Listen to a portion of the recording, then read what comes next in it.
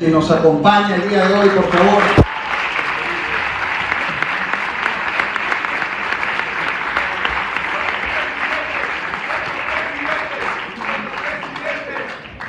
Bueno, aquí el protocolo dicta que arranquemos primero con la presentación, etc. Por lo menos yo voy aquí a la barra brava, eso es importante. Ahí está, muy bien.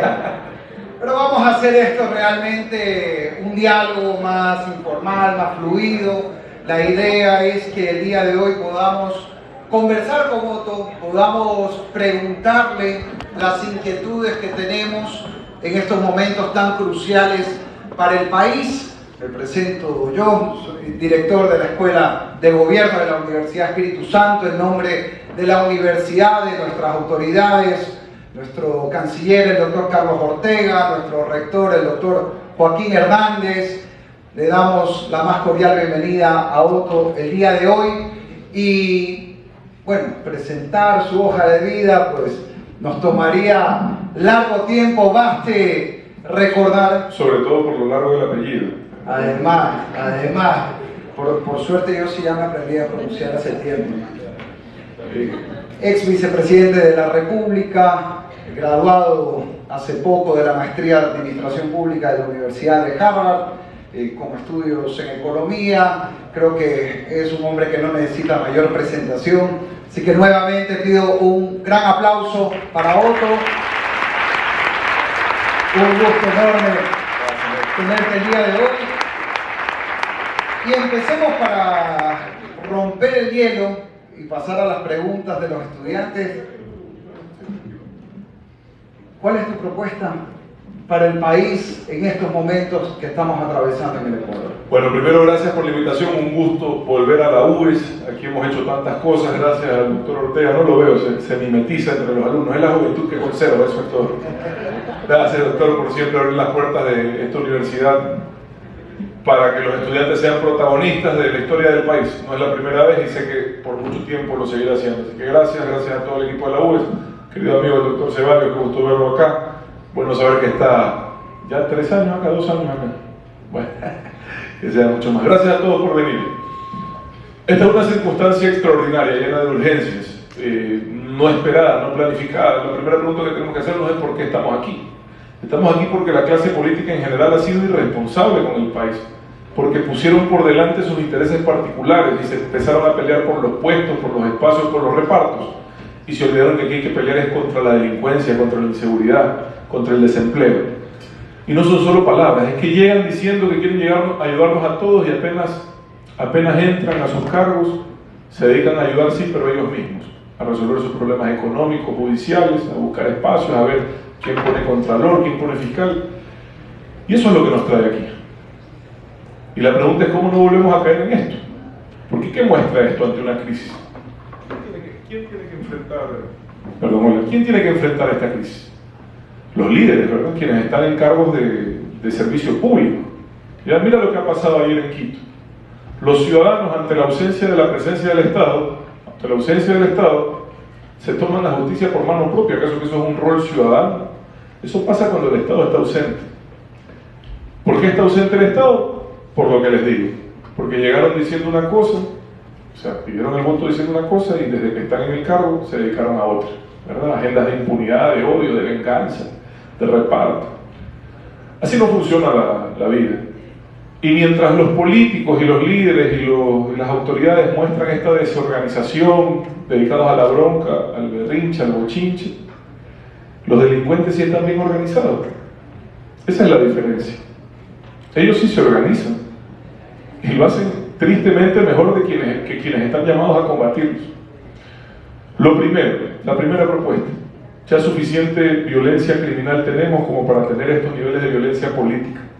Necesitamos líderes que sepan que la bronca no es entre las autoridades, la bronca es contra los delincuentes, ¿ya? Hay que dejar de dividir al país por ideologías y hay que unirlo por objetivos. Si quieren después, cuando ya superemos los problemas de seguridad tan graves como el secuestro, la extorsión, el homicidio, cuando ya superemos los problemas de hambre, de desnutrición crónica infantil, cuando ya la gente no tenga que arriesgar su patrimonio y hasta su vida para irse a buscar oportunidades a otro lado, si quieren después, discutimos de partidos, de banderas políticas. Pero hoy, para mí, Eso no es una urgencia. La urgencia hoy es de resolver los problemas que nos están impidiendo encontrar oportunidades en nuestra propia tierra. Ustedes han visto las cifras de remesas. Alguien me decía, no es tanto por eso. Alguien de aquí, por aquí anda el doctor, economista, ex vicepresidente. Sí, no es todo eso, pero es mucho eso. La migración se ha disparado en el Ecuador. Las remesas se han duplicado en 2 años. Los indicadores de seguridad yo los veía todos los lunes. Porque la única forma de saber cómo están las cosas es con cifras, en todo, en seguridad, en educación, en salud. La extorsión, mal llamada vacuna, la extorsión era un delito marginal en el Ecuador, marginal, secundario, casi inexistente. Estaba solo en la frontera norte y se había agravado un poco por la desmovilización de la FARC. El acuerdo de paz en Colombia había hecho que algunos grupos de estos empiecen a presionar en Ecuador. Pero no, estoy hablando de julio del 2020, hace 3 años. El homicidio era menos de 7 cada 100.000 habitantes, hoy es más de 30, va a pasar este año. En ciertas provincias pasa a ser más de 50, como en Esmeraldas. En ciertos cantones como Durán, aquí a tiro de piedra, lo mismo, más de 40. Durán es un cantón, perdónenme, estamos a 3 kilómetros de Durán. Durán es un cantón donde acaban de recibir al alcalde a metralletazos. Eso jamás había ocurrido en este país. ¿Ya? Los secuestros. Tenemos una unidad antisecuestros espectacular, quizás de lo mejor que tiene la Policía Nacional, la UNACE, espectacular. Siguen teniendo una tasa de éxito en recuperación de secuestrados altísima, altísima, sin precedentes en la región. Pero lo que pasa es que la delincuencia se ha vuelto más avesada, más violenta. Y ahora ya te devuelven con 4 dedos menos. El mal rato no te lo quita nadie y los dedos no vuelven a crecer. Eso era un delito marginal en el Ecuador, secundario. Hoy todo eso se ha generalizado. ¿Por qué? Evidentemente tiene que ver mucho la crisis social, las secuelas del COVID las seguimos viviendo, pero también tiene que ver la dificultad que han tenido para articular verdaderas políticas públicas de seguridad. Desde el 2019, y permítanme decirles esto, estaba aprobado un proyecto para invertir en las cárceles. No va a haber paz en las calles sin control de las cárceles. Olvídense, es imposible, sobre todo porque las cárceles son centros del delito. Las cárceles del Ecuador hoy se han convertido en el espacio en donde los delincuentes se sienten más seguros para operar sus actividades. Ya tienen mejor internet que yo en mi casa. Increíble. Entonces, había un plan con el BID para invertir 50 millones en recuperar las cárceles. No lo han ejecutado. Evidentemente, durante el año de pandemia no se pudo, por supuesto, es evidente. Pero ¿qué pasó con eso? Hoy es mayor la inversión que se necesita, aproximadamente 100 millones. ¿En qué? En equipamiento y en personal, que te permita reducir la discrecionalidad que tienen los funcionarios penitenciarios, que normalmente eso se traduce en corrupción. Si un funcionario tiene discrecionalidad, es más susceptible a ser corrompido. ¿Cómo lo eliminas? Escáneres que funcionen, cámaras biométricas, inhibidores de señal, sistemas de apertura y cierre de puertas automatizados. Y en última instancia, estos 4 elementos, digamos, tecnológicos son inmediatos, pero en última instancia, y lo digo así porque ese sí es un proceso que puede tardar los 15 meses que dure este gobierno, se necesitan cárceles de máxima seguridad de verdad en el Ecuador, en donde los delincuentes estén separados por su peligrosidad. ¿Saben cómo están hoy segmentados los delincuentes en el Ecuador? Según a qué pandilla pertenecen. El pabellón de los choneros, el pabellón de los nietas, el pabellón de los Latin King. Y evidentemente así nunca vas a controlar. Necesitas separar los reos por su peligrosidad, por el riesgo que implican para la sociedad. Y tener regímenes de máxima seguridad que en el Ecuador son inexistentes, en donde ellos estén sometidos a las restricciones que necesitan estar sometidos para que dejen de ser un peligro para la sociedad y cumplan realmente una pena. ¿Ya? Lo segundo, control de armas. Ustedes aquí en la universidad lo han escuchado 1000 veces que se necesita activar a las Fuerzas Armadas en esta lucha contra la delincuencia, y es verdad. Las Fuerzas Armadas nacieron para una misión con la que tuvo que lidiar aquí el amigo economista, ex vicepresidente de AGIC, que fue vicepresidente en la época en la que tuvimos el conflicto, el último conflicto que tuvimos con los peruanos, Tiwinsa. Pero esa misión ya no existe, ya nosotros con los peruanos estamos de paz y amor, ¿verdad? Y efectivamente hay cosas que reformar para que se pueda recuperar la acción o se pueda mejorar la acción de las Fuerzas Armadas en materia de seguridad. Pero con las competencias que hoy las Fuerzas Armadas tienen en seguridad es suficiente para ejecutar 2 misiones que son competencias de las Fuerzas Armadas. La una, el control de armas. No va a haber paz en las calles si no hay control de armas. Tenemos que desarmar a los delincuentes y armar adecuadamente a la fuerza pública. Hoy la fuerza pública en muchos lugares está en condiciones de inferioridad en contra de los delincuentes. Y el Estado, la identidad principal del Estado es tener el monopolio del uso de la fuerza. Como eso es inevitable que exista delincuencia y los delincuentes van a tener cierto armamento, bueno, es importante que ese armamento sea diametralmente inferior a la capacidad operativa y de acción de la fuerza pública. Pero hoy tú tienes un policía en Durán con un revólver de dotación, una pistola, 9 milímetros, y unos delincuentes con metralleta. Hasta yo renuncio. Se están yendo 5.000 policías este año. Y andan enfrente a la delincuencia. ¿Cómo? No me dan ni los chalecos, ni los colchones para dormir. ¿Qué hago yo con una pistola de dotación versus delincuentes que están armados con armamento de categoría militar? Es imposible desarmar a los delincuentes. ¿Cómo? Invirtiendo en inteligencia. Porque esto no es tampoco de ponerse bravo y decir es que yo doy una orden y se cumple, no es que tienen que irse a morir, no, esto es aprovechando las ventajas que tiene el Estado. ¿Qué ventaja tiene el Estado? El acceso a la inteligencia. Me refiero a la inteligencia policial y militar con fines de investigación criminal. ¿Por qué? Porque tenemos que estar 5 pasos adelante que los delincuentes, no 3 pasos atrás. Y con inversión adecuada en inteligencia puedes detectar cómo pagan por las armas, quién los provee, por dónde entran y dónde las guardan. Y ahí sí los golpeas tácticamente. Pero si entras en este momento en una lucha tipo guerrilla urbana, tienes todas las de perder. Primero tienes que estar en ventaja, y la única forma de estar en ventaja es con inteligencia. Y les decía, el Estado tiene esa posibilidad de adelantarse en inteligencia porque el equipamiento para la inteligencia se vende solamente a los estados, ¿ya?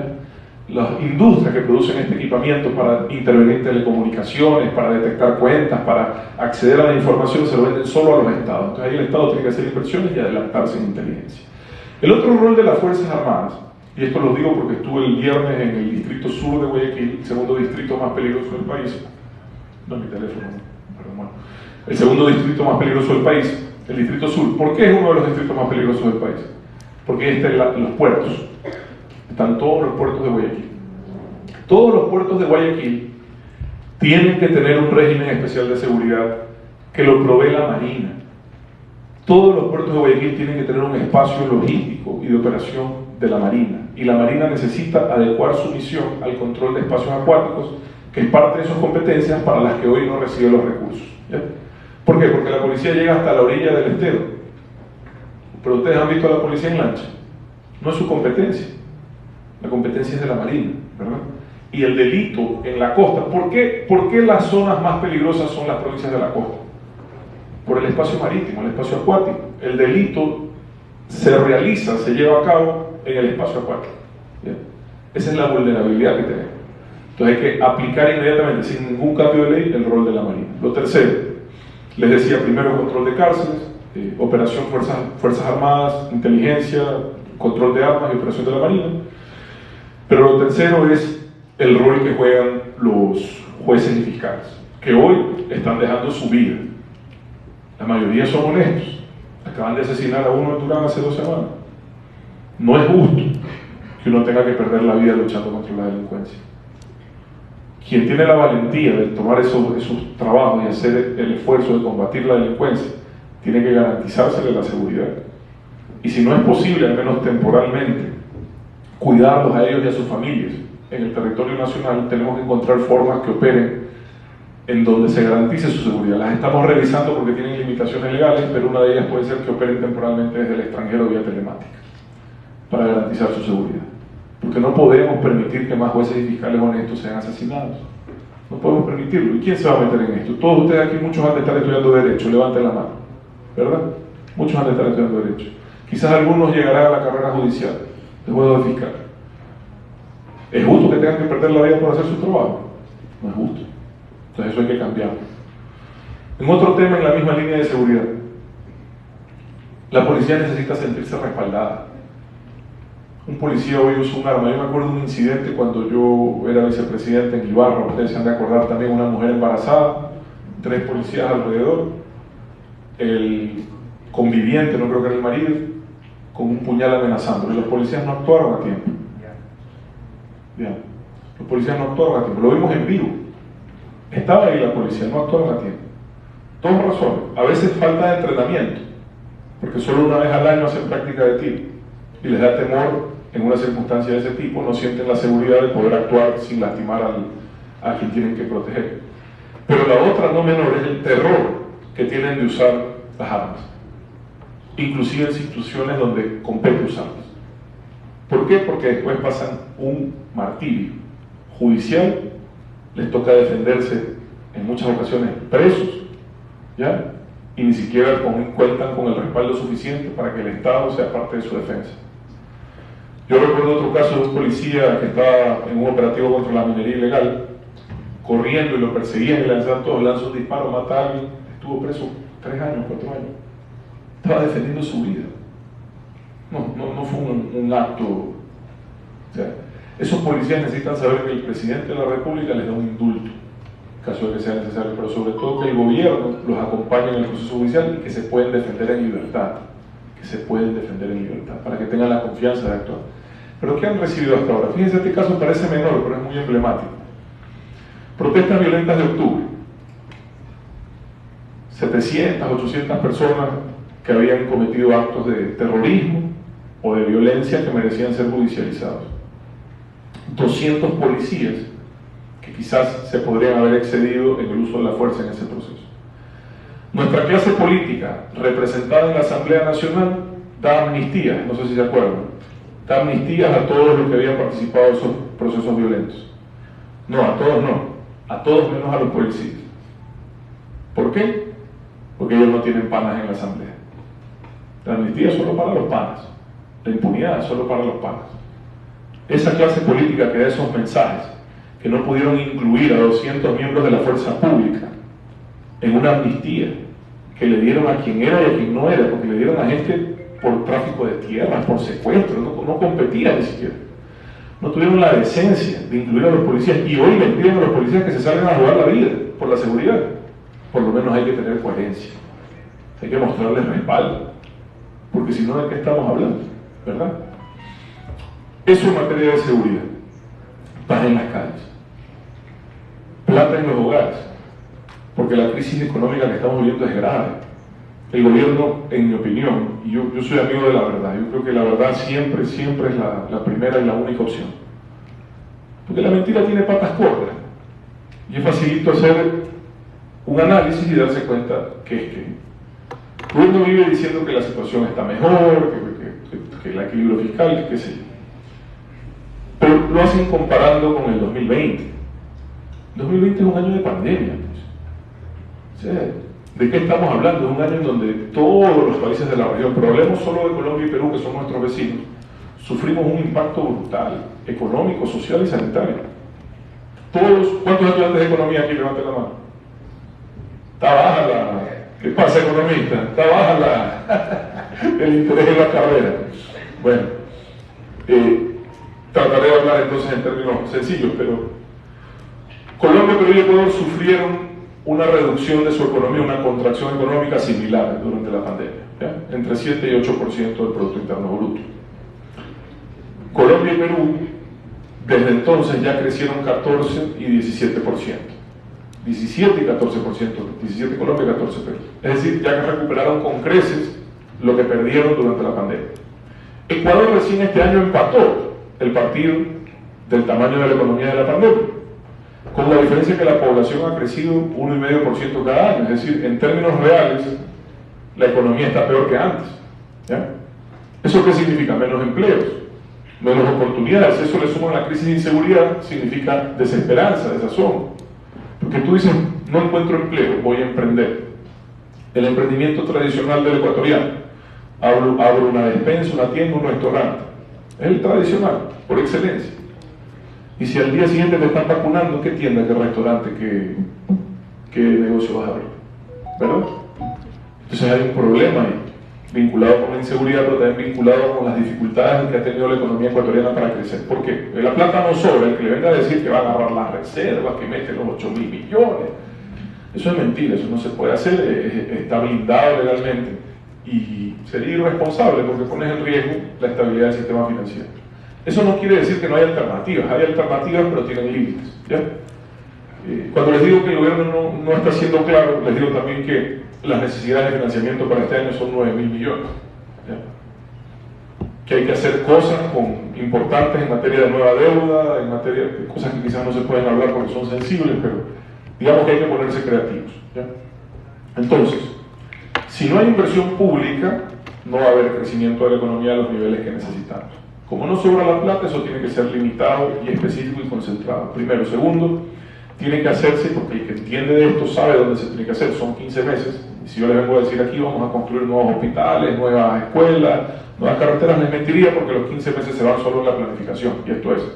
Pero ¿qué sí se puede hacer? Hacer una inversión fuerte en la recuperación de la infraestructura pública deteriorada. Por ejemplo, la vial. A mí me encanta viajar por el Ecuador. Casi todas las vías están destrozadas, ¿verdad? Tú en 3 meses puedes estar, 3 o 4 meses puedes estar recuperando vías. Eso no necesita nuevos estudios, no necesita planificación, eso en 3 o 4 meses lo estás ejecutando. Cuando empiezas a ejecutar la recuperación de la infraestructura pública, desde carreteras hasta hospitales, UPCs, escuelas, estás generando empleo para el albañil, para el pintor, para el ingeniero, para el operario de la volqueta, de la maquinaria, y estás llevando plata a los bolsillos de los hogares. Cada dólar que inviertes en infraestructura es $1,5 de crecimiento económico, más o menos, ¿ya? Eso significa que si ubicas $2.000 millones para inversión de ese tipo, inmediatamente estás inyectando un crecimiento a la economía que puede llegar a un 3% adicional del Producto Interno Bruto. Y esto sin poner en riesgo el equilibrio fiscal, porque aquí hay un error. Y yo luché mucho por el equilibrio fiscal y tomamos decisiones difíciles que hoy son las que les permiten al gobierno decir que la cosa está mejor. Pero el equilibrio fiscal no es un fin. Entonces que uno se cree y dice, las cuentas cuadran, viva, qué lindo, lo logramos. No.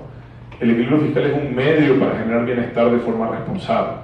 Es decir, estamos en la obligación, quienes creemos en una forma responsable de gobernar, que si se han hecho estos esfuerzos, ¿ya? Y que quizás falte un poco todavía, se hacen para generar bienestar de forma responsable, para tomar recursos y ponerlos en el bolsillo de quien le hace falta a través de la generación de inversión, ¿ya?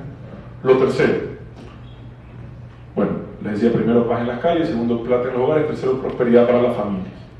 El Ecuador invierte en subsidios entre combustibles, transferencias monetarias directas, los famosos bonos, y pagos a la seguridad social por la compensación que se hace por las pensiones jubilares, aproximadamente $9.000 millones.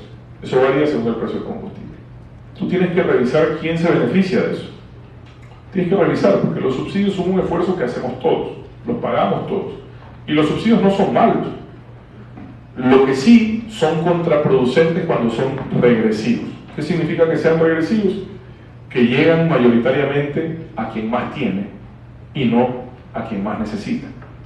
Y eso lo tienes que invertir. Si tomas una decisión que afecte la distribución de esos recursos, tiene que ser para compensar a quien más necesita. Y focalizar esos recursos, tanto los de inversión pública como los de inversión social, en las zonas más calientes, más deprimidas económicamente y más peligrosas en indicadores de seguridad, principalmente en la costa, para poder reactivar esas zonas y poder generar ese progreso que necesitan las familias. Porque si no va a ser imposible. Si a estas alturas, si no hay una intervención del Estado en atender esas necesidades, no vamos a salir de la crisis en la que estamos. Hoy en muchas provincias hay ausencia casi total del Estado. En Esmeralda tengo amigos, y de allá es mi madre, tengo amigos que me dicen, el otro día entrado uno me dijeron, ya esta no es tu propiedad, una hacienda, por ejemplo, ya esta es nuestra. ¿Qué es eso? La ausencia del Estado. Están imponiéndose los delincuentes, diciendo aquí mando yo, aquí el monopolio de la fuerza, de las armas lo tengo yo. Aquí el Estado no existe y aquí es lo que yo digo. Y eso hay que romperlo enfocando los esfuerzos en esa zona.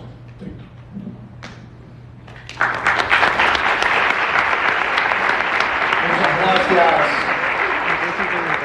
Otto, por responder esta primera pregunta mía de cuál es la propuesta, porque es importante que aquí hablemos no de quién es más chévere, de quién me cae mejor, de quién baila mejor, sino de cuáles son las propuestas para el país. En el último sí pierdo. Sí, en el de baila mejor. Por eso no te vamos a hacer bailar. Gracias. Ya venía entrenando para el TikTok contigo, pero no. No. Yo sí te gano. Pero la idea aquí en la academia, por supuesto, es que sea un espacio para debatir las ideas y las propuestas que necesita el país, y los protagonistas de aquí en adelante van a ser nuestros estudiantes. Así que vamos a abrir el diálogo con nuestros estudiantes. ¿Quién tiene preguntas? Valeria, me parece, tenía una pregunta para arrancar. ¿Por dónde está? ¿Dónde está Valeria? A ver. Allá. A ver.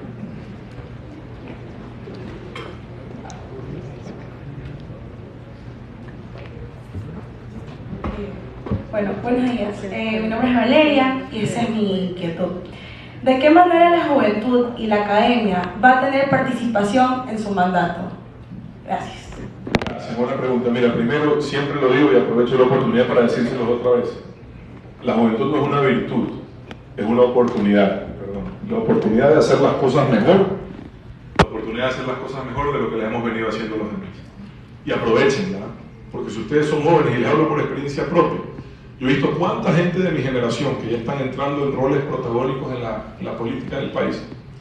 La gente, yo tengo 40 años, yo fui vicepresidente a los 35. ¿Cuánta gente de mi generación no ha entrado en política a hacer lo mismo que se viene haciendo mal? Lo mismo. Ahora veo los mismos candidatos, gente joven, contemporánea mía, me alegra que participen. Algunos los conozco, otros no. Pero lo primero que hacen es entrar a insultar, entrar a atacar. A mí, pues, ¿no? Yo sí me han cogido de punchingol. Yo digo, por algo ha de ser, antes de estar recibiendo la misma encuesta que me llevó a mí. Pero en todo caso digo yo, ¿de qué le sirve eso? ¿Qué le interesa a la gente esa violencia, esa bronca? Lo que nos interesa es qué vas a hacer mejor. ¿Por qué tú eres mejor que el otro? ¿Por qué tú eres una mejor opción? Y lo mismo para ustedes en todo lo que decidan hacer. Al final del día el desafío de ustedes es qué van a hacer mejor, qué han aprendido, qué van a aportar, con qué van a contribuir. ¿Ya? Yo creo mucho en la juventud, hemos presentado, porque además estoy con las justas del último año en el que me puedo llamar joven, creo, todavía me han salido un par de canas nomás en la barra, ahí vamos. Pero creo mucho en la juventud, hemos presentado listas a la asamblea con gente joven, no porque sean jóvenes, porque la juventud no es una virtud, sino porque representan causas en las que yo creo y sé que las van a defender bien, y porque están capacitados, porque al final esa es la otra. Dicen, es joven, pero no tiene experiencia. Dicen, como que si la juventud tuviese una asociación con la falta de experiencia. Y eso no es necesariamente así.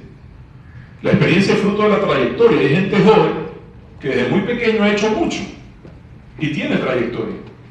Hay gente mayor que ha optado no hacer mayor cosa, pues, y con respeto, pero no tiene la trayectoria que tienen ciertos jóvenes. Entonces ustedes nunca se dejen ningunear por eso. Aquí lo que importa es qué han hecho con el tiempo que la vida les ha dado. Y uno puede haber hecho mucho en poco tiempo. Entonces es el desafío que ustedes tienen también, ¿verdad? Las universidades. Estamos en una universidad privada, una de las mejores universidades del país. Todos los que están aquí son privilegiados. Tienen acceso a una educación de primera.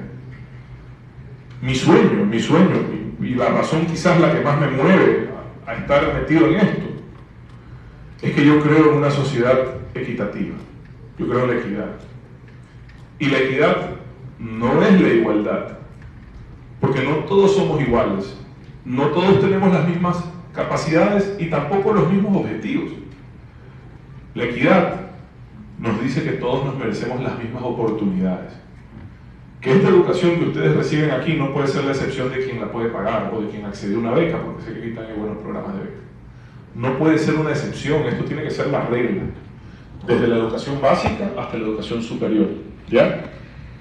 Lo público, en mi opinión, tiene que ser lo mejor. Lo público, el objetivo del país es que lo público sea lo mejor. Que yo voy a la escuela pública, como lo fue en el pasado, en la época de mi abuelo, la escuela pública era buena. O sea, yo iba a la escuela pública porque era la mejor. No porque no me alcanzaba para la privada, sino porque la pública era la mejor. Yo estudié en una universidad pública gran parte de mi carrera, en Alemania. Porque era la mejor. Y ahí estábamos juntos en la misma clase, el hijo del carnicero con el hijo del gerente de la BMW. Sentados juntos, y un migrante ecuatoriano como yo, juntos, distintos tamaños de bolsillo, distintos colores de piel, mismas oportunidades. Esa es una sociedad equitativa, en eso creo yo. ¿Ya?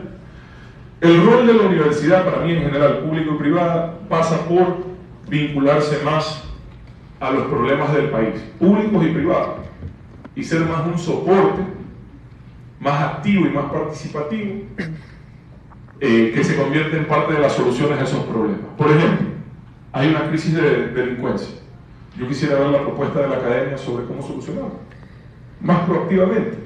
Hay una crisis económica, yo quisiera ver la propuesta del sector académico de cómo solucionarla. Hay problemas de productividad en el sector bananero, quisiera ver la propuesta de la academia de cómo se está vinculando a eso. Me parece que la universidad en general tiene que estar más conectada con el día a día, con la problemática del país, ¿ya? Y eso para mí es un desafío de las universidades públicas y privadas. Unas lo hacen mejor que otras. Yo reconocía el contacto que tuvimos siempre con esta universidad para tratar problemática nacional permanentemente. Otras no lo hacen. Creo que a eso hay que apostar. Y las universidades tienen que ser espacios en donde también el privado va a buscar apoyo para resolver sus problemas permanentemente. Y eso genera ingresos adicionales, lo público y lo privado, pero sobre todo genera una conexión de la comunidad académica con el mundo real, con el mundo empresarial o con la administración pública. No sé si eso contesta tu inquietud. Gracias.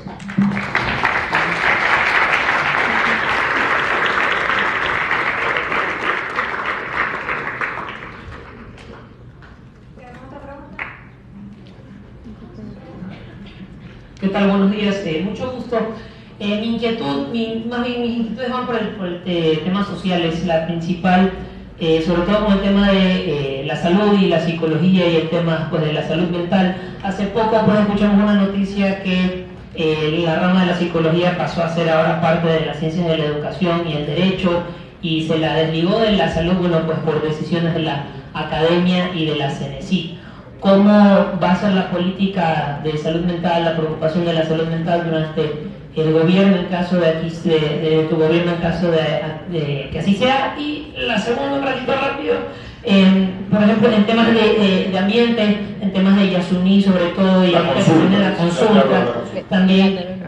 Bueno, yo siempre soy una persona que se preocupa bastante por las opiniones que me vaya a dar mi familia y siempre pido consulta. Entonces, en este caso, conociendo que Claudia, que he tenido la oportunidad de trabajar con ella en temas ambientales, ¿cómo vas a hacer? Porque sabemos que representa... ¿Trabajaste en alguno de los proyectos en escuelas rurales? No, he trabajado colaborando con ella en algunos temas ambientales. ¿Cómo te llamas para mandarle saludos de tu parte? Alejandro Luque. Alejandro. Y bueno, más que nada, sobre todo, cómo, ligando al tema económico, cómo se fortalecerá eliminando el tema petrolero con el fortalecimiento del bioemprendimiento. Ya, déjame hablarte de lo segundo primero, del tema ambiental. Efectivamente viene una consulta popular. En la consulta popular se está preguntando si es que queremos dejar de explotar en el petróleo en el Yasuní y si es que vamos a evitar la explotación minera en el Chocó Andino. No sé si saben qué es el Chocó Andino.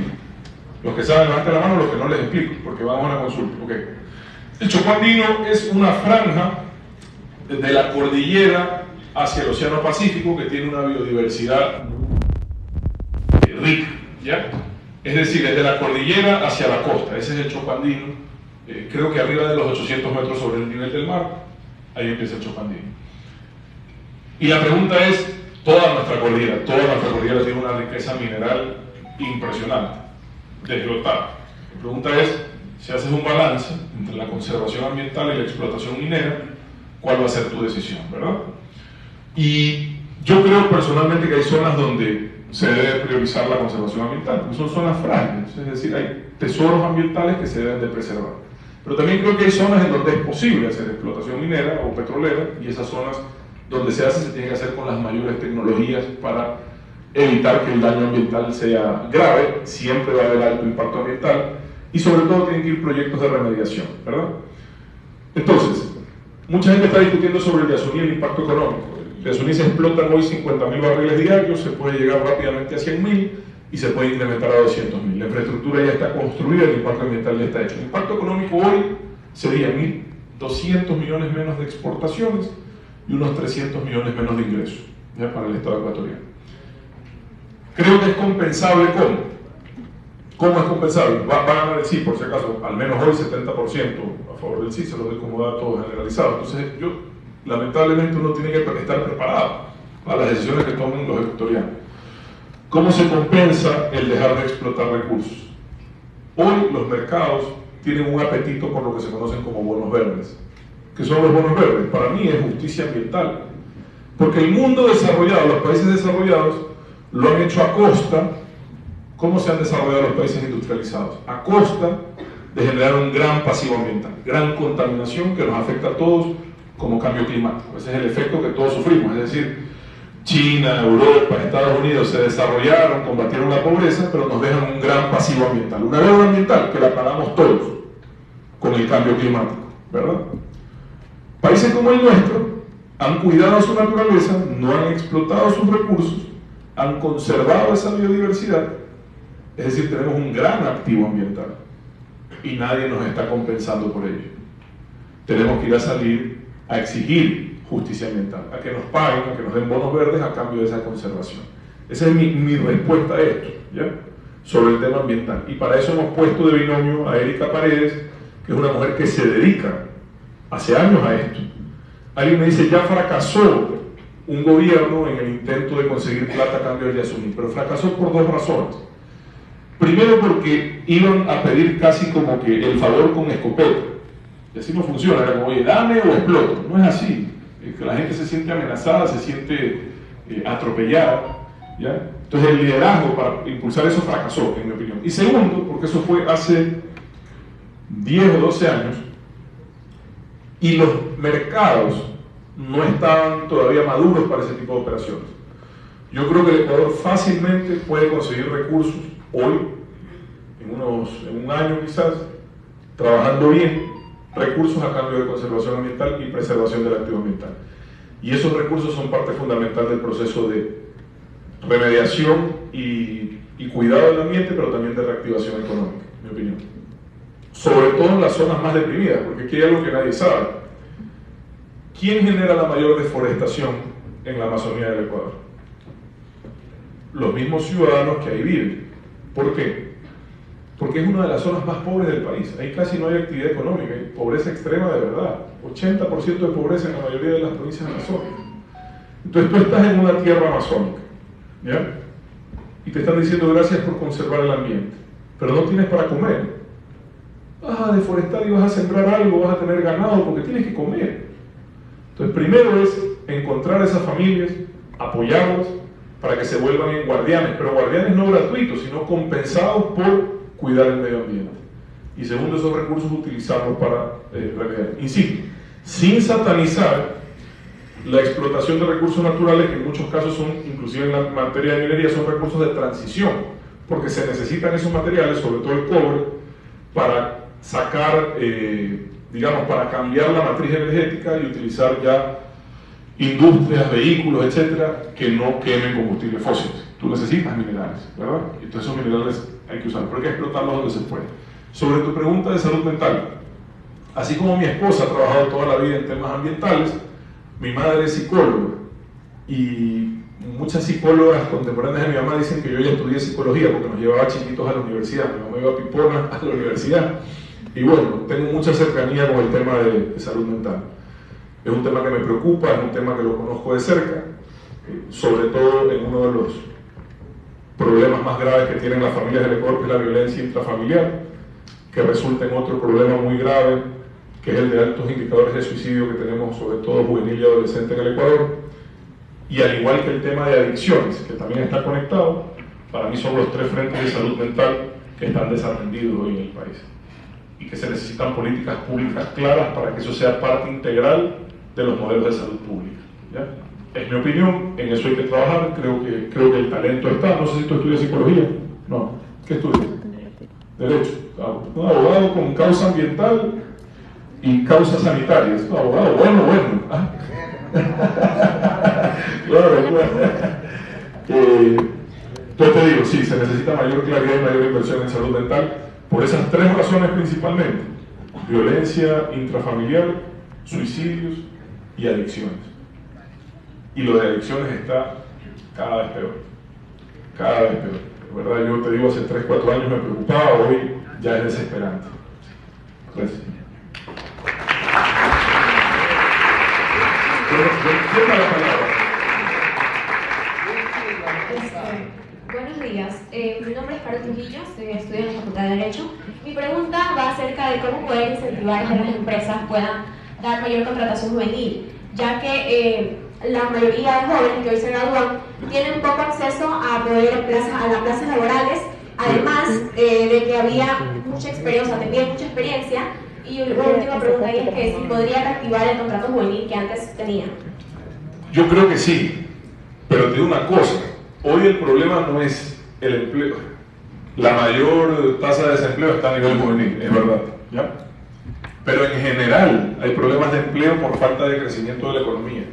Nosotros impulsamos en su momento incentivos tributarios para la empleabilidad de jóvenes, impulsamos créditos jóvenes para el emprendimiento juvenil.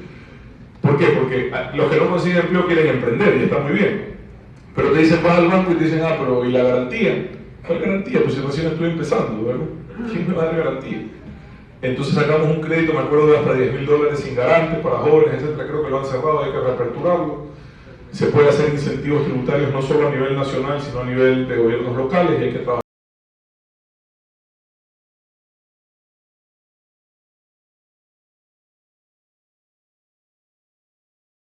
de la mano con ellos para que eso funcione, pero nada va a tener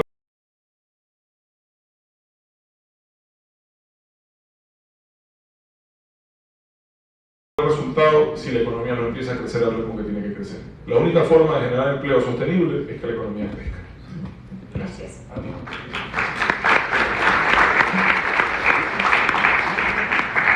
Buenos días, Otto. Me llamo Kevin. Un gusto que estés en esta universidad. Bueno, mi pregunta va más relacionado a lo de la economía.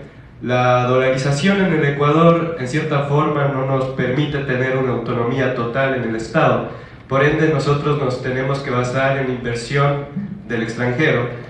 Y la mayoría de políticos siempre ha puesto a Estados Unidos en un plano segundo, ¿no? En estos 15 meses de gobierno se planea tener una mesa de reunión con este Estado o de otra forma solo de nosotros. Mira, como de economista te digo, yo estudié economía, yo quería estudiar Derecho. Esto de negocios. Negocios, Sí. bueno, pensé que eras economista, pero yo escuché que eras economista. Pero bueno, para él es una formación cercana. Yo iba a estudiar Derecho y yo me gradué del colegio en el año 2001, en plena crisis financiera. Todos habíamos perdido todo. O sea, toda la familia, ustedes no nacían. Chuta, qué viejo que estoy, ¿cómo hacer? Mis compañeros no podían pagar la pensión, mi papá había caído en una quiebra muy fuerte. Entra la dolarización, entra de forma abrupta, no entra de forma planificada. Fue una cosa que pasó a la fuerza, ¿ya? Por las circunstancias. Y a mí me interesó entender qué había pasado, por qué habíamos llegado a eso y cómo evitábamos que eso vuelva a ocurrir. Me explico. Por eso estudié economía. Justo cuando me voy a Europa a estudiar en Alemania, estaba el proceso del euro en Alemania. En Europa en general, que es lo mismo, con la diferencia que ellos lo hicieron en un proceso serio, con parámetros en el tiempo, y no de forma abrupta como lo hizo el Ecuador. O sea, te están llamando ya, hermano. Dile que estás trabajando. Y la dolarización fue muy dura en el Ecuador al inicio, muy traumática, porque pues tú sabes, la tasa de cambio que se dio fue distinta a la que se congeló, la gente no pudo acceder a sus depósitos, fue muy traumática. Sin embargo, 23 años después, el saldo es muy positivo. ¿Es renunciar a la soberanía monetaria? Sí. ¿Es renunciar a una herramienta de política económica? Sí. ¿Ya? Y cuando tú lo ves desde el marco teórico parece una mala decisión, pero el tiempo le ha dado la razón a la dolarización. Porque como toda herramienta, y la moneda propia o la soberanía monetaria es una herramienta, como toda herramienta tú la puedes usar para ajustar una tuerca o para partirte la cabeza. Y si en el Ecuador veníamos todo el tiempo partiéndonos la cabeza con la herramienta, es mejor quitarla. ¿Bien? Eso fue lo que pasó. El saldo ha sido positivo y la dolarización depende mucho, sí, de las exportaciones, de la inversión, ¿verdad? Depende mucho. Entonces, las exportaciones se han quintuplicado desde que nos dolarizamos, se han quintuplicado, las no petroleras, digo. Las inversiones, en el Ecuador siempre ha sido flojo comparado con los vecinos en atracción de inversiones, pero sobre todo porque no hemos estado abiertos a desarrollar las industrias que más inversión atraen, que son las industrias de recursos naturales no renovables, ¿ya? Yo estuve a cargo del tema de atracción de inversiones de Ecuador por año y medio. Tuvimos récord de inversión en el 2018, igual no fue gran cosa, pero se rompió récord, tuvimos un buen nivel de inversión en el 2019, y luego en el 2020, a pesar de la pandemia, Paraguay y Ecuador fueron los únicos países que tuvieron inversión extranjera relevante. Sin embargo, siguen siendo niveles bajos. Sobre la relación con Estados Unidos, aquí hay que llevarse bien con todos, hermano. Nosotros no tenemos por qué andarnos peleando con nadie, no es problema nuestro. Allá que se maten entre ellos, nosotros tenemos dos objetivos con los países, bueno, tres, con los países amigos. Destinos para nuestras exportaciones en condiciones favorables, puede ser a través de acuerdos comerciales o algún tipo de negociación. Acceso a crédito, financiamiento, ¿verdad? Que nos den plata para trabajar, pero para proyectos específicos. Y apoyo en lo que necesitemos, asesoría en seguridad, Estados Unidos nos puede ayudar mucho en eso. Todo tipo de apoyo y cooperación, en todo, ¿verdad? Nosotros no tenemos por qué pelearnos con nadie, nosotros solo tenemos que estar firmes en contra de los países en donde prima el autoritarismo, el abuso, el atropello de derechos humanos, que en la región hay 3 o 4 casos. El resto nosotros no tenemos por qué abrirnos frentes innecesarios. Todo con apertura. No creo que las relaciones deban de basarse en apegos, afectos o desafectos ideológicos, sino en los objetivos del país. Claro, pero había ya una base en Manta, la cual controlaba lo que es esto de las exportaciones de cocaína, de lo que va metido en todos los productos, y se cerró. Ya, te explico de eso porque es importante. Te explico de eso porque es importante. Hay un impedimento constitucional para tener bases extranjeras en el Ecuador. ¿Qué hicimos en el 2019 en relación a eso? Porque es verdad lo que tú dices, esa base hacía un trabajo. ¿Qué trabajo hacía esa base? Tenía unos aviones que sobrevolaban el Océano Pacífico y hacían control del narcotráfico. Tomaban imágenes y hacían control del narcotráfico. Retiran esa base con un discurso de soberanía muy potente, hacen una constituyente, votamos los ecuatorianos a favor de prohibir bases, y aquí estamos hoy. Durante 10 años, del 2009 al 2019, no se sustituyó esa capacidad operativa con nada. ¿Ya? Se trajeron unos drones, no funcionaron, se pusieron unos radares, nunca funcionaron. ¿Qué pasó? El Océano Pacífico se convirtió en un espacio libre para cometer delitos, principalmente el del narcotráfico. ¿Qué se nos ocurrió para resolver ese problema? Hoy tenemos exactamente la misma capacidad operativa de control del Océano Pacífico. ¿Cómo? Hicimos un acuerdo para, sin la necesidad de tener una base, aviones más avanzados que los de hace 10 años sobrevuelen de nuevo el mar territorial. ¿Ya? Y hoy esa es gran parte del incremento de la captura de drogas, porque ya tienes nuevamente esa capacidad operativa. La base ya no puede volver, pero no hay nada que impida cooperar. Si no se hizo es porque no se quiso, pero desde el 2019 ya se hace. Y la captura de drogas ha ido en aumento, sobre todo a nivel de mar territorial, porque de nuevo se hacen estos vuelos. ¿Es suficiente? No es suficiente. Creo que hace falta una ley de derribo de avionetas, y las avionetas pasan zumbando los techos por todos lados y sabemos que están haciendo narcotráfico y las pistas clandestinas por todos lados y no hay control. ¿Ya? Falta mayor capacidad de radares, pero ya se dio un paso en el sentido correcto bajo la lógica de la cooperación, sin satanizar la relación con nadie, que es lo que tú dices. ¿Okay? A ti, gracias.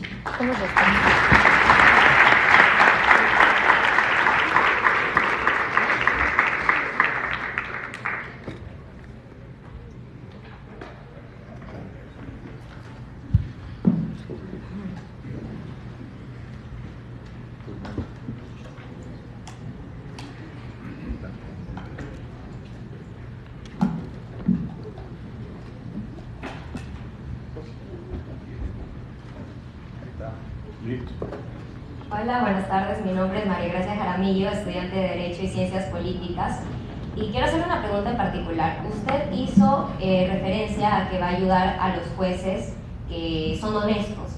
Pero si nos vamos al otro extremo, a los jueces corruptos, que hay demasiados en este momento también, dentro de sus atribuciones como ejecutivo, ¿qué soluciones nos brindaría a nosotros, a los ecuatorianos, para proteger y que sea más eficaz el sistema judicial? Mira, en general, yo creo que hay elementos tecnológicos que nos permiten reducir la discrecionalidad ahí también. Por ejemplo, los sorteos amañados, ¿verdad? Que es un tema con el que van a tener que lidiar todos ustedes. Hoy, a través de herramientas de transparencia y tecnología, se puede hacer que los sorteos sean serios. Desde el Ejecutivo también tienes la herramienta, no directa, pero indirecta, del control patrimonial. ¿Tú como juez qué ganas? $3.000, $4.000. ¿Y cómo viven? ¿Cómo viven? ¿Verdad? ¿Verdad? Entonces, control patrimonial a través del uso adecuado de la UAFE, también con las herramientas correctas, el sistema de renta con las herramientas tecnológicas correctas. Es una pelea, sí, que solo se va a terminar cuando se acabe la impunidad y se deje de normalizar la corrupción. Nosotros tenemos, desgraciadamente, la mala costumbre de normalizar lo negativo. Yo me acuerdo, o sea, mira, ¿cómo será que hasta estamos normalizando los secuestros, estamos normalizando la extorsión? Ya hace rato habíamos aceptado la corrupción como un mal endémico y yo no creo que tengamos que resignarnos a aceptar todo eso como normal. Entonces, la única forma de evitarlo es, como te digo, reduciendo los elementos de discrecionalidad con tecnología en compras públicas, en elección de autoridades, en sorteos judiciales. Hay herramientas que te permiten hoy garantizar la transparencia en esos procesos, ¿ya? Y esas herramientas aquí no se están usando, saben que no cuestan ni mucho. Es más, son las mismas herramientas, tienen que ver con blockchain, con inteligencia artificial, que se pueden usar hasta en salud para hacer diagnósticos más eficientes, más rápidos, cuestan nada. Ha faltado, no sé si conocimiento o voluntad, pero se pueden implementar con velocidad y garantizar la transparencia. Ahora, si viene alguien y le dice que yo gano y se acaba la corrupción, es mentira. Desgraciadamente es un problema ya social en donde uno tiene que hacer tres cosas para garantizar que se vaya eliminando. La primera, predicar con el ejemplo, ¿ya? Y si algo tengo yo es la conciencia tranquila de saber que nunca he hecho nada indebido y camino aquí tranquilo y en paz por mi país. La segunda es garantizar la transparencia con herramientas, con tecnología. Nosotros, me acuerdo, en pandemia hicimos compras públicas abiertas en emergencia, que nos permitió saber qué estaba pasando en los hospitales. No era de ese momento, era desde antes, pero ese rato nos enteramos porque abrimos la transparencia y la sancionamos con el dolor del alma y con el efecto político negativo que tiene eso para el capital político de un individuo. Pero uno no puede poner su interés político por delante del país y tiene que combatir la corrupción venga de donde venga. Y lo tercero es garantizar que las autoridades tengan la independencia para actuar en contra de la impunidad. ¿Sí? En mi opinión. Es un proceso, no es algo inmediato, y quizás la base de todo esto, para que esto perdure en el tiempo y sea sostenible, es la educación en valores. Porque si empezamos a creer que esto es lo normal y que hay que aceptarlo y que no hay nada que hacer, damos frutos, ¿ya? Sales de la universidad y al tercer caso ya estás viendo cómo te vuelves también parte del sistema. Y el rato que te vuelves parte del sistema, pasa justamente lo que no tiene que pasar. Empiezas a hacer lo que se ha venido haciendo mal. Y tu desafío es hacerlo mejor. Gracias.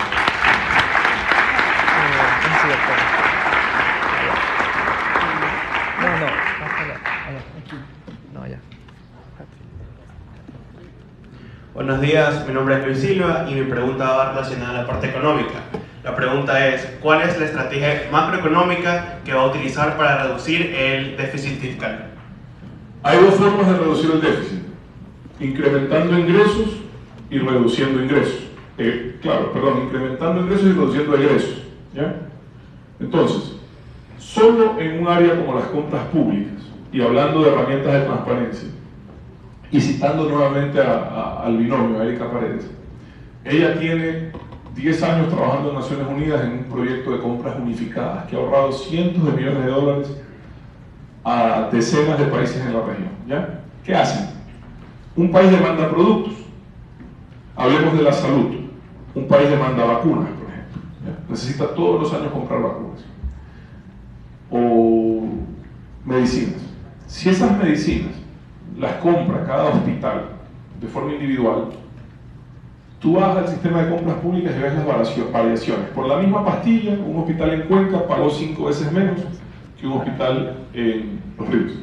5 veces menos. Entonces, ¿cómo es eso posible? Si es la misma pastilla en el mismo país. ¿Qué pasó? Corrupción.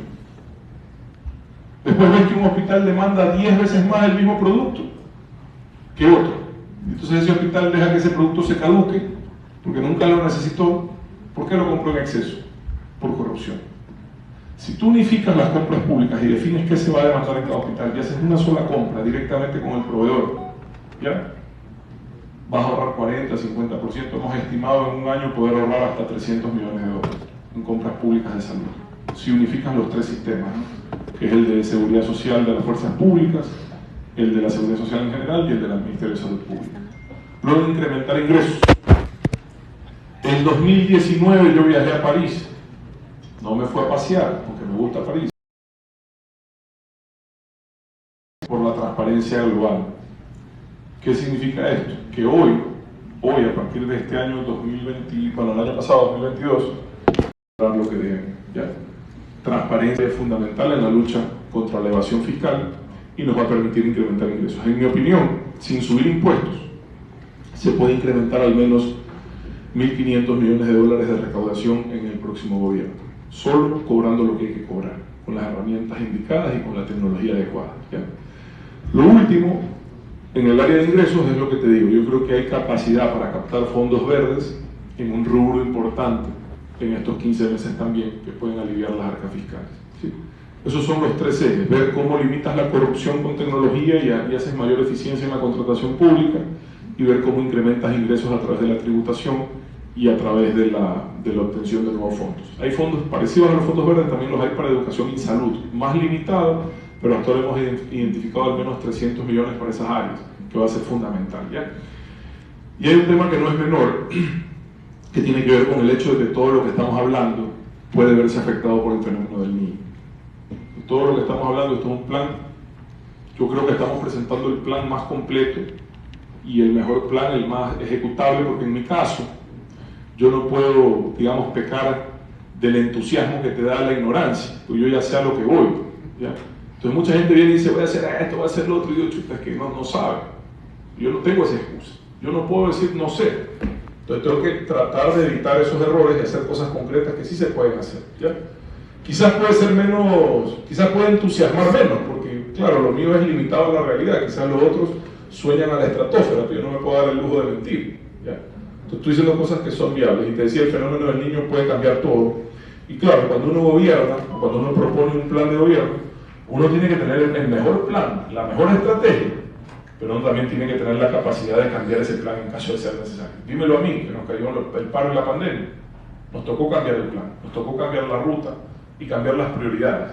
Y tienes que estar listo para adaptarte, porque si no vas a estar complicado. Y eso no significa que no estamos preveyendo lo que va a ocurrir, porque es muy probable, altamente probable que ocurra, y va a ser muy dramático, sobre todo en la zona costa. Y sabemos qué es lo que hay que hacer, pero evidentemente eso va a alterar toda la planificación y vamos a tener que enfocar todos los esfuerzos en ese tema. Primero en salvar las vidas que van a verse amenazadas por esas circunstancias y luego en ubicar los fondos para reactivar la economía, sobre todo, insisto, los cultivos en las zonas rurales de la costa, que representan más del 80% de las exportaciones no petroleras del país. Tú imagínate todos los cultivos de la costa bajo el agua, lo que implica eso para nuestra economía. Es brutal, ¿sí? Pero bueno, esperemos que eso no ocurra, pero si ocurre, estamos preparados para enfrentar.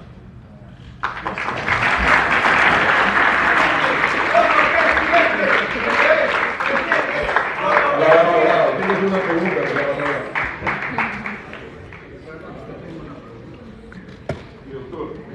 Yo tengo una pregunta. Disculpe la informalidad. Primero me he sentado acá en la platea mayor, porque yo creo que si un estudiante puede sentarse en la alfombra, ¿por qué no puede sentarse un docente? El problema va a ser levantarme. Pero me senté acá por otra razón, y la razón es que con Otto, él estaba sentado al lado izquierdo y yo al lado derecho, y recorrimos 62.000 kilómetros. ¿Quieres saber si ya manejo mejor? Terrible, terrible. Pero estos 62.000 kilómetros significan una vuelta y media por el ecuador de la Tierra. Eso es lo que hicimos. Recorrimos cada lugar, cada recóndito país chiquitico o región en la que estábamos nosotros trabajando. Pero también, y aquí viene mi pregunta, aprendimos que había que actuar con intuición, porque en base a toda la parte histórica de una pandemia que nadie sabía cómo manejar, tocó tomar decisiones súper rápidas. Aquí en esta ciudad, 702 personas murieron un solo día. Y no podíamos, de acuerdo a la Organización Mundial de la Salud, sino cremar, y la capacidad era de 12 personas que podían quemar en el día. ¿Qué hacíamos? Esa parte de intuición, de valentía, de no buscar la parte de evidencia científica, etcétera, es lo que a nosotros nos llamó la atención. Y eso es lo que nosotros hicimos, en eso es lo que trabajó. ¿Cuál fue ese mensaje tan grande, Otto, ahora después de haber pasado o estar pasando la parte de la pandemia? ¿Cuál es esa experiencia y cómo aplicar en términos de nuevo de una posible nueva pandemia o otro que se van a dar acá? Gracias, es que el doctor Ceballos ha sido piloto de carrera y yo iba conduciendo el vehículo, estábamos recorriendo y bravísimo, pon la mano acá, mira así, me daba clases de conducción en medio de la crisis, ya manejo mejor, doctor, al menos a su gusto, a su gusto. A ver, efectivamente nos tocó vivir situaciones dramáticas, dolorosas, que a mí me marcaron de por vida, esa es la verdad, yo no lo puedo negar. Y lo único que trato de hacer todos los días de mi vida es que esas experiencias se conviertan en mejores aprendizajes. De hecho, ahora que estuve estudiando nuevamente, y si se puede estudiar a mi edad todavía, mucho se basaba en eso, en cómo hago de esas experiencias mejores aprendizajes para aplicarlos en la vida. Y si me meto en esto, en este momento, es porque sé que nuevamente hay una crisis. Porque si las cosas estuvieran bien, que sería mi deseo, créanme, yo me quedo en mi trabajo, en mis estudios, en mi vida, en paz. Pero las cosas están mal, desgraciadamente. Y yo sé cómo puedo contribuir, estoy seguro que puedo contribuir a que eso cambie para bien. Un poco lo que decíamos es eso, ¿no? A veces las decisiones que uno toma van contra la lógica, a veces parecen ir contra la ciencia. Claro, en Guayaquil murieron desde finales de marzo hasta principios de mayo en un promedio 650 personas diarias. Para que ustedes dimensionen la magnitud del impacto, 650 personas son las que fallecieron en el terremoto de Manaví y Esmeraldas. Hasta ese momento, una de las tragedias más grandes de este siglo para nuestro país. 30 terremotos, uno por día, todos los días. Una experiencia que me llevo de eso, un aprendizaje que me llevo de eso, es que estábamos en Quito, yo estaba primero en Quito, tratando de diseñar políticas públicas para que el país pueda lidiar con esta pandemia en circunstancias tan complejas. Políticas públicas que funcionaron en casi todas las provincias, desgraciadamente no en Guayas, en la mía, en mi casa. Y empezamos a tener un problema, no sé si usted se acuerda, doctor, el ausentismo en los hospitales. Más o menos 50% del personal de salud estaba faltando a trabajar. 50%, entonces no era un problema de camas, no era un problema de respiradores necesariamente, era un problema de que no había quien atienda. Es como tener avión sin piloto. Y yo en Quito, en medio de toda esta toma de decisiones y de todo este manejo complejo, inédito, creando políticas públicas que no existían, porque no había ni a quién copiarlas, si no nos acercamos a los mejores expertos, así lo conocía el doctor Ceballos, él era parte del comité que me ayudaba a tomar las decisiones en su momento, eran 3 profesionales de primera, uno de ellos él no era ministro en esa época. Y me molesto y digo, ¿cómo puede ser que no estén yendo a trabajar? Si en algún momento de la vida vamos a necesitar el personal sanitario, es hoy. Y entiendo que ellos se han preparado para esto. Y me molesto. Y me empodero en el rol de autoridad. De autoridad. Vean el énfasis en lo que voy a hacer en la palabra de autoridad. Y salgo en una cadena nacional a reclamar eso. Molesto, enfadado. A decirles, tienen que ir a trabajar. Claro, una autoridad es cualquier fulano con un cargo. Eso es lo que es una autoridad, cualquier fulano con un cargo. Ese día yo no dormí, yo me sentí mal. Conversamos el día siguiente con el doctor y cambiamos de rol, dejamos de ser autoridad y nos convertimos en líderes. Fuimos a liderar con el ejemplo, a hacer lo que le estábamos pidiendo a otros que hagan. Hacer lo que le estábamos pidiendo a otros que hagan. Fuimos a liderar. Marquen siempre esa diferencia, no se confundan. A veces uno en el rol de autoridad se confunde. Se siente más fuerte, más alto, más guapo. Ser autoridad no es nada, es solo un cargo. Pasa así, pasa así. Lo que el país necesita en circunstancias graves son líderes. Y los líderes son los que están dispuestos a dar un paso al frente cuando nadie más se atreve. El líder no es el más bravo, el más gritón. El líder es el que sabe lo que hay que hacer cuando nadie lo ve. Y nadie lo veía en ese momento. Eran momentos oscuros, difíciles. Y había que tener intuición y valentía para tomar decisiones complejas y cambiar las cosas para bien. Y eso fue lo que se hizo.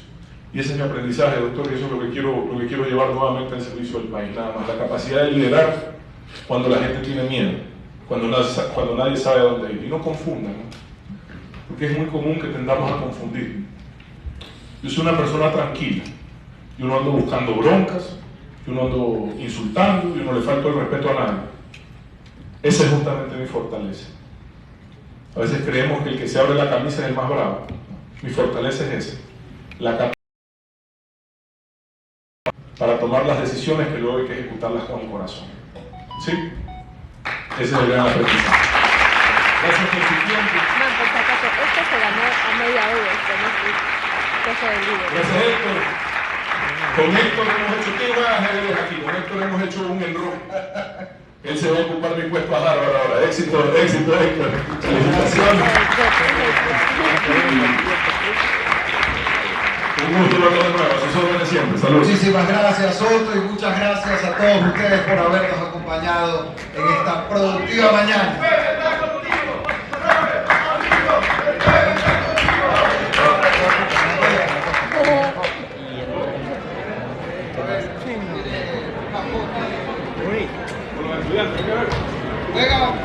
Levántense, nos vamos a tomar una foto.